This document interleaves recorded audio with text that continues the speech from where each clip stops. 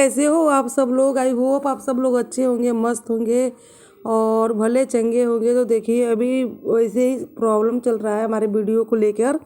पता नहीं क्या हो गया उस ऐप में, समझ में ही नहीं आ रहा है। मुझे लग रहा है उसको डिलीट करके फिर से अपलोड करना पड़ेगा, फिर कहीं जाके हमारा वीडियो सही होगा। तो अभी मैं क्या कर रही हूँ, दूसरे ऐप से वीडियो को अपलोड कर रही हूँ और बस इसी वजह से हमारे वीडियो में लेट हो रहा है। नहीं तो मैं तो ऐसे भी डेली वीडियो अपलोड करना चाहती हूँ और आप लोग के सामने अपने नए नए ब्लॉग को लाना चाहती हूँ, लेकिन कभी कुछ प्रॉब्लम हो जाता है तब मुझे ऐसा करना पड़ता है।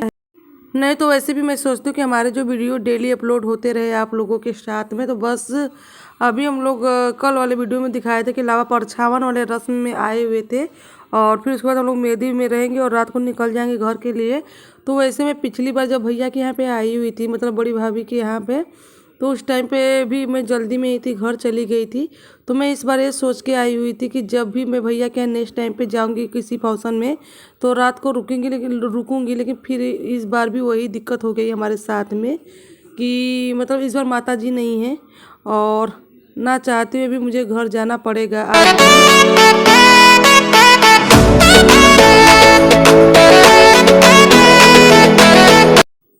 तो बस मेहंदी फंक्शन के लिए तैयार हो गए हैं। तो वैसे लड़कों के लिए लेडीज संगीत होता है, हम लोग मेहंदी फंक्शन बोलते हैं। तो अब तो मेहंदी रस्म भी हो गया है, लड़के हो या लड़कियां दोनों के लिए, लेकिन अक्सर लड़कों के लेडीज संगीत ही होता है। और यहाँ पे देखिए मैं भी तैयार हो गई। भाभी तो अपना साड़ी घर से ही पहन के आई हुई थी, नहीं चेंज की है।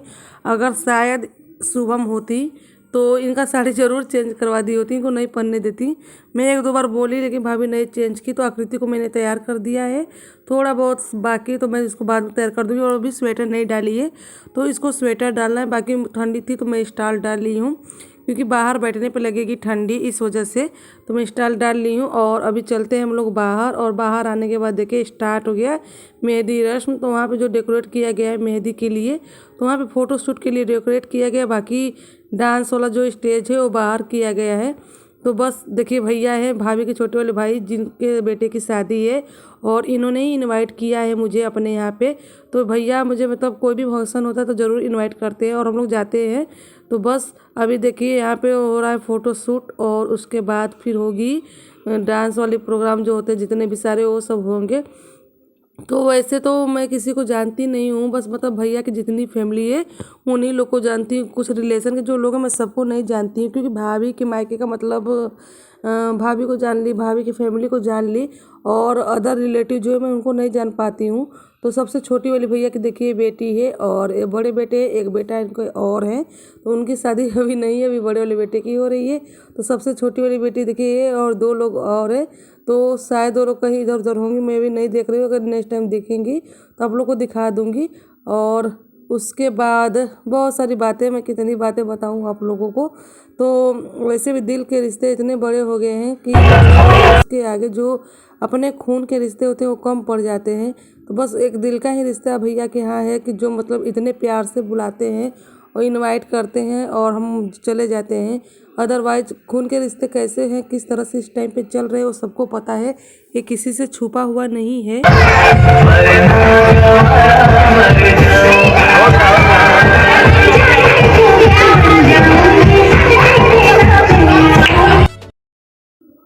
तो अभी आकृति के पापा जी भी आगे, वैसे नहीं आने वाले थे क्योंकि बोल रहे थे कि वो कल शादी वाले दिन पे आएंगे और कल यहीं से आकर बारात में डायरेक्ट जाएंगे और हम लोग को भी साथ में लेकर आएंगे। लेकिन मैं फिर बोली कि अगर आप नहीं आएंगे तो हम लोग घर कैसे जाएंगे, क्योंकि भाभी की गाड़ी आई हुई थी, हम लोग को छोड़कर उनकी कार वापस चली गई थी क्योंकि उन लोग को भी कहीं जाना था उनके बेटे को। तो इसलिए चले गए थे वो लोग हम लोग को छोड़ने के बाद। और यहाँ पे आकृति के पापा जी आ गए तो हमको कल कम ही उम्मीद के आएंगे।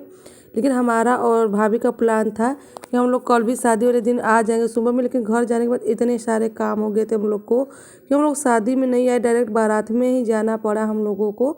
और अभी आकृति के पापा जी बोल रहे थे कि खा पी लेते हैं और उसके बाद मेहंदी फंक्शन स्टार्ट होगा तो अटेंड करते हैं और फिर डायरेक्ट घर निकल जाएंगे। लेकिन मैं उनको ये बोल रही थी कि रुक जाइए अभी आप।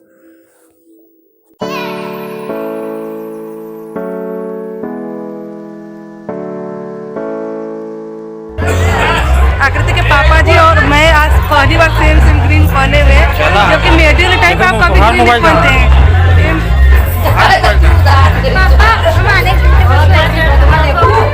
मेरा मोबाइल क्या हुआ इसको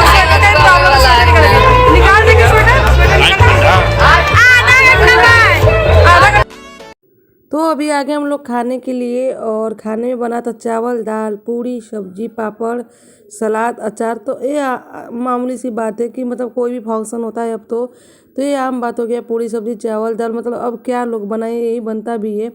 और कितने लोगों के लिए अलग अलग पकवान बनेंगे। और मेहंदी रस्म में इतना बड़ा मतलब इतना सारा आइटम हो गया, ये कम थोड़ी है, बहुत ही ज़्यादा हो गया मतलब हमारे हिसाब से।